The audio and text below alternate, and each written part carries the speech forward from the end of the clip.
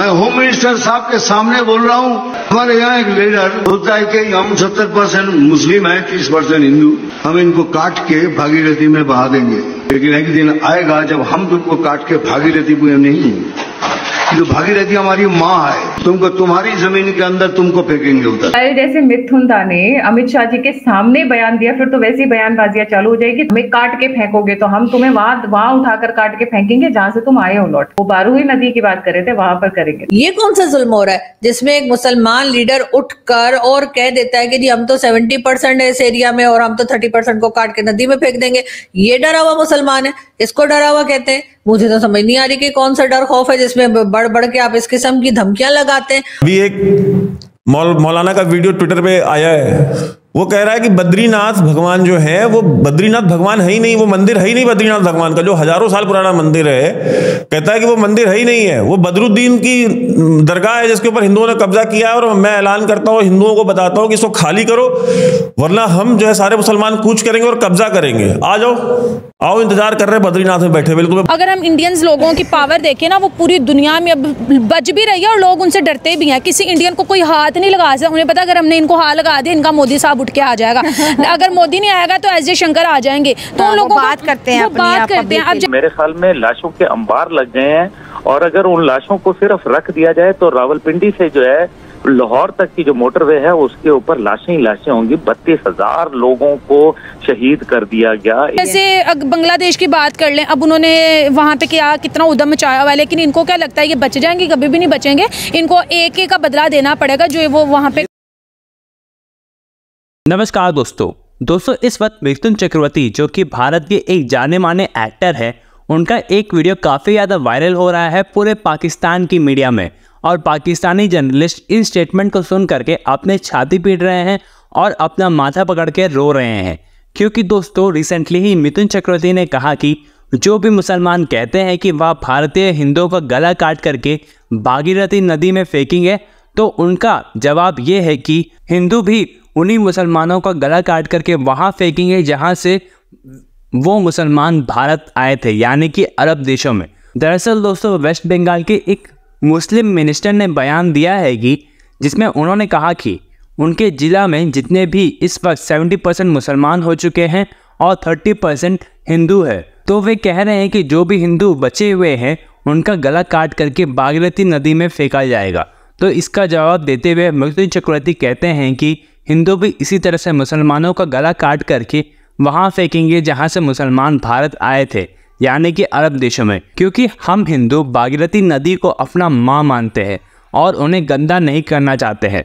जिसके बाद से दोस्तों पाकिस्तान इस स्टेटमेंट को आधा चला करके अपनी मीडिया में भारत के खिलाफ प्रोपेगेंडा फैला रहा है और अपनी छाती पीट रहा है। तो चलिए इसी पर आगे पाकिस्तानी मीडिया का रिएक्शन देखते हैं। मिथुन चक्रवर्ती का जो स्टेटमेंट आया था वो बहुत वायरल हो रखा था। टीएमसी के हुमायूं कबीर ने कहा था कि इनको काट कर फेंक देंगे हिंदुओं को। एक डिस्ट्रिक्ट में पॉपुलेशन जो है, मुझे वो डिस्ट्रिक्ट का नाम याद नहीं आ रहा है, I'm sure बहुत सारे व्यूअर्स को भी याद होगा, अभी मेंशन कर देंगे। एक डिस्ट्रिक्ट के अंदर 70% पॉपुलेशन मुस्लिम की हो गई और 30% हिंदूज की है। तो वहां पर जो मुस्लिम्स हैं, दुर्गा पूजा तो दूर की बात है, सीधे सीधे बोल रहे हैं तुमको काट के भागीरथी उसमें फेंक देंगे। बोलिए आप बोलिए। उसी पर कल मिथुन चक्रवर्ती ने, अमित शाह बैठे हुए हैं स्टेज के ऊपर, अमित शाह बोलते हैं हम अपनी नदी क्यों गंदी करेंगे, हम तो नदियों में फूल बहाते हैं, हम नदियों में की पूजा करते हैं, तो हम भागीरथी में नहीं फेंकेंगे, हम तुम्हें काट के वहां फेंकेंगे जहां से तुम आए हो। अमित शाह की प्रेजेंस में अगर मिथुन चक्रवर्ती इस तरीके के स्टेटमेंट्स दे रहे हैं, इसका मतलब क्या है कि उनकी बिना परमिशन के दे रहे हैं। जी, मैं 3 चीज बोलूंगा जो आपने बात कही। सबसे पहले आपने बात कही कि हुमायूं कबीर ने बयान दिया। देखिए होता क्या है ना, जब उधर से बयान दिया जाता है तब तो कोई बात नहीं होती, फिर इधर से कुछ रिस्पॉन्स दिया जाता है तो दिक्कत हो जाती है। आपको 2 बयानों का कॉन्टेक्स्ट समझाता हूँ। सबसे पहले कहा जाता था भैया ये जो मुस्लिम है ना, मुस्लिमों को कहा जाता था भैया अपना वोट मत बांटो, वोट बांटोगे तो दिक्कत हो जाएगी। उधर योगी जी ने कहा कि बंटोगे तो कटोगे, तो भैया ये कम्युनल हो गया, वो सेक्युलर था। तो किस तरीके से डबल स्टैंडर्ड्स हैं। ऐसे ही अब हुमायूं कबीर ने कह दिया कि भैया हम काट देंगे, और ये कहता था ओवैसी का भाई कि 10 मिनट के लिए पुलिस हटा देंगे तो ये हो जाएगा। तो भैया अगर फिर तो हम भी ये बयान देने लगेंगे कि भैया देखो फिर वो गोधरा में क्या हुआ था तो हमने क्या किया था, मुजफ्फरनगर में क्या हुआ था तो हमने क्या किया था, हम बयान देंगे तो हम कम्युनल हो जाएंगे। तो इन्हें भी समझना चाहिए बयान का जवाब बयान से दिया जा सकता है। फिर डबल गेम मत खेलना कि भैया तुमने ऐसा क्यों कह दिया, वैसा क्यों कह दिया, फिर रोते भागते फिर मत फिरना।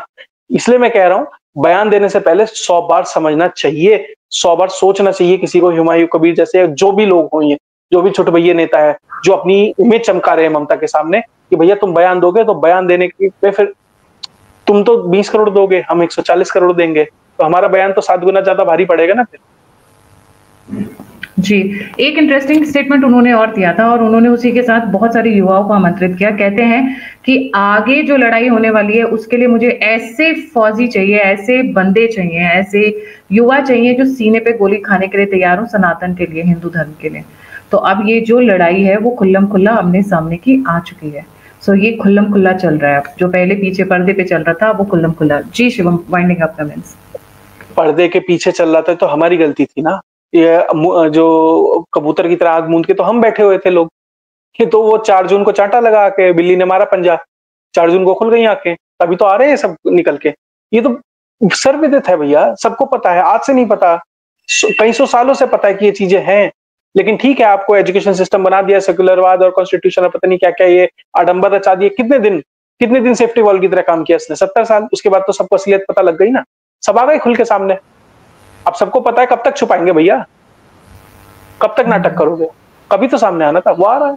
अगर आप कश्मीरियों को देख ले, जिस तरह से उन्होंने दिए जलाए, जिस तरह से उन्होंने श्रीनगर को सजाया, जिस तरह से उन्होंने मोदी के नारे लगाए, तो उन्होंने लोगों को बता दिया है कि अब हम इंडिया के साथ खुश हैं, ठीक है। और ये दिए जलाने का मतलब है कि जो उनके त्योहार हैं वही हमारे त्योहार है। हाँ, और कल्चरली कनेक्ट हो गए ना। हाँ। वो जस्ट उन्होंने जस्ट ये दिवाली नहीं सेलिब्रेट की, वो होली सेलिब्रेट करते हैं, ठीक है। और उसके बाद जितने भी इंडिया के फेस्टिवल आते हैं वो उसको बहुत हाई लेवल पर श्रीनगर में, पूरे कश्मीर में वो उसको सेलिब्रेट करते हैं। और इससे तो उन्होंने पाकिस्तानियों का मुंह बिल्कुल बंद कर दिया, भाई अब तो हमारी जान छोड़ दो, आप लोग अपने कश्मीर पे फोकस करो। अब तो हिंदू मुस्लिम में नहीं रहा, अब हिंदू मुस्लिम कुछ नहीं रहा। अब कश्मीर में इलेक्शन हो गया, अब वहाँ के लोगों को जॉब्स मिल रही हैं, वहाँ पर फैक्ट्रीज लग रही हैं, वहाँ पे एयरपोर्ट्स बन गया, वहाँ पे इतने बड़े ब्रिज बन गया।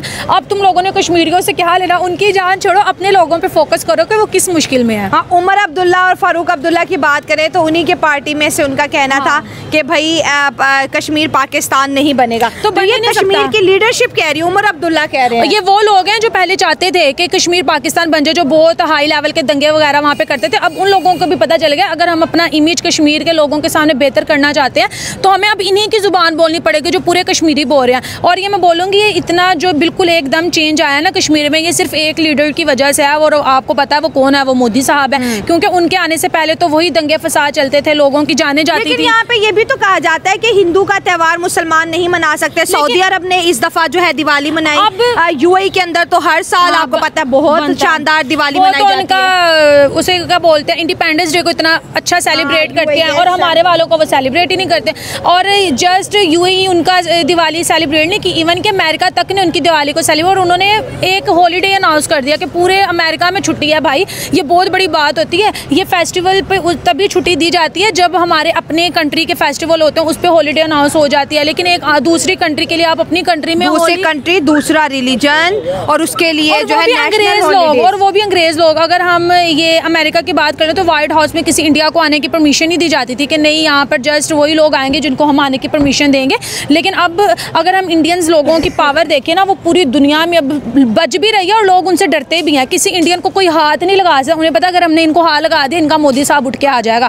अगर मोदी नहीं आएगा तो एस जयशंकर आ जाएंगे। तो उन लोगों बात करते हैं, अब जैसे बांग्लादेश की बात कर लें, अब उन्होंने वहाँ पे क्या कितना उद्यम मचाया हुआ है, लेकिन इनको क्या लगता है ये बच जाएंगे? कभी भी नहीं बचेंगे। इनको एक का बदला देना पड़ेगा जो वो वहाँ पे